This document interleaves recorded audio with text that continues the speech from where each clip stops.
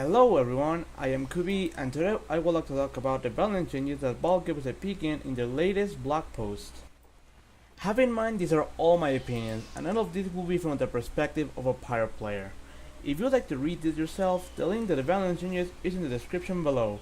So, let's get right into it. First up, we have the panic attack. Honestly, this weapon has always tried its best to shine, but it just really never works, as you need to use it as a primary rather than a secondary as it is. The weapon is gonna get completely reworked and its main feature, loading and releasing shots, is gonna be removed entirely. These are the new stats. 50% faster switch speed, 50% more pellets, so it shoots 15 instead of 10 each shot, 30% damage penalty, base damage reduced from 6 to 4 with no ramp up. I did the math required to know the damage it's gonna do, and it only gives a really small, almost unimportant extra damage on point blank if the damage ramp up is max. It can do a maximum of 95 damage per shot in point blank. That is, if all the pellets hit. This weapon could potentially have some use on Soldier and NG, but for Pyro, it seems like a dagger to the shotgun, to be honest. The extra damage at point blank is too small to be important, and usually Pyro will not be close enough to hit all 15 pellet shoots, which makes it less reliable than stock. Overall, I think this change makes the weapon somewhat viable in Soldier and NG, even if a little less interesting. I'd love to see more changes on this weapon. The Spice Investor got nerfed for some reason. The first shot only lowers the random throw at 50% instead of being 100% accurate. I don't exactly understand why this change was necessary, but I got no complaints either. Nothing more to say. That ringer is getting yet another nerf. Amicus and Dispenser no longer feel cloaked. This ring has probably gotten the most nerfs I've seen a weapon get, and honestly, it is well deserved. This change should make Spice not feign death as often, and make it less frustrating to play against. Honestly, I think they could go a little further with the nerf, but even then, it's still a good nerf. Your eternal reward is getting a bit of a rework. Now it no longer makes you unable to disguise with a disguise kit, but doing so requires a full cloak meter. Disguising by backstabs isn't changed.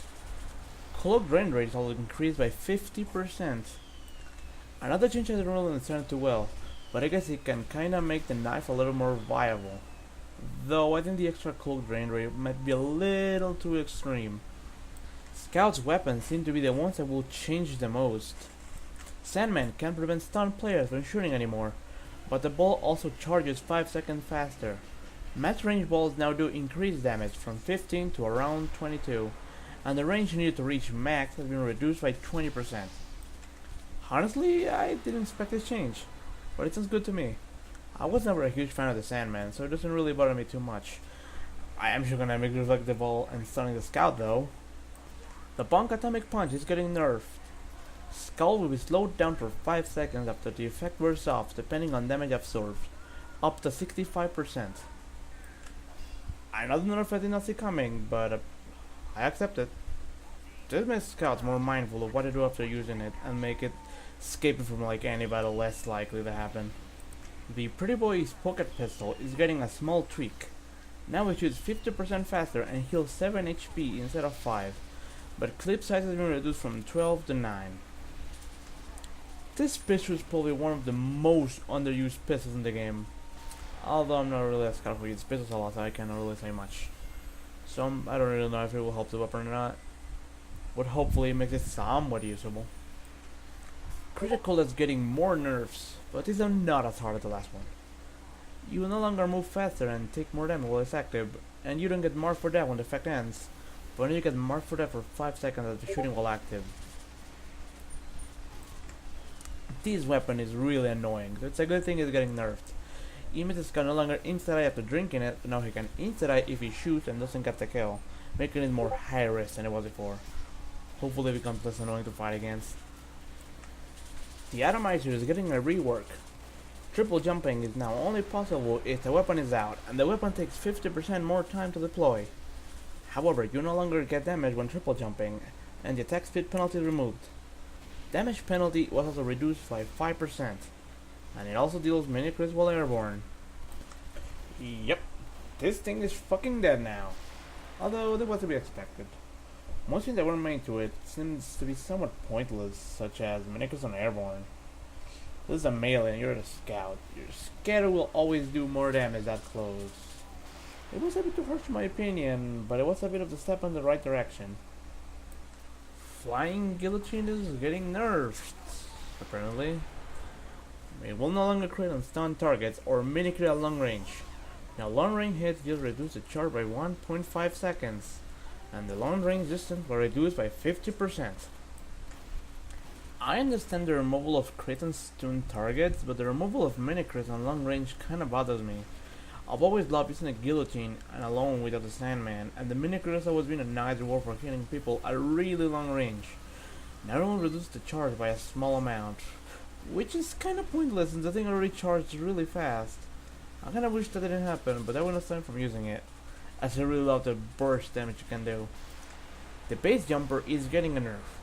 50% less air mobility while deployed, and cannot be redeployed once retracted until you land.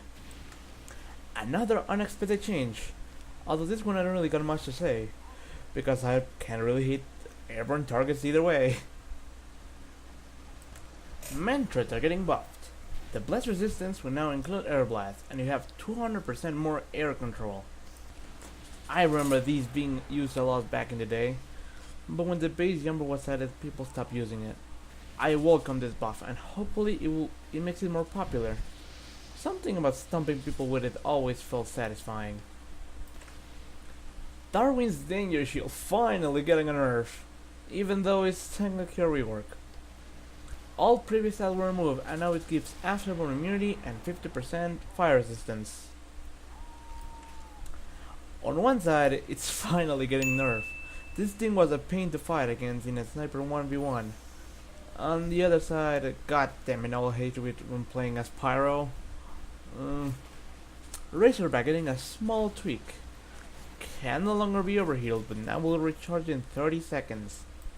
I don't see why the overheal thing was necessary, but I guess it's mainly because I never know what snipers do on high level play. So no comments on this. The Vita side is getting a rework. Now when hitting, it harvests organs, and each organ can save 50% of overcharge on death, up to 60%. I suppose it makes the weapon more risky, but it's still reducing the overlap if it drops. From what I heard, it can potentially be on the same spot as the Ubersaw now, but I'm not sure if the extra risk of less health is worth it.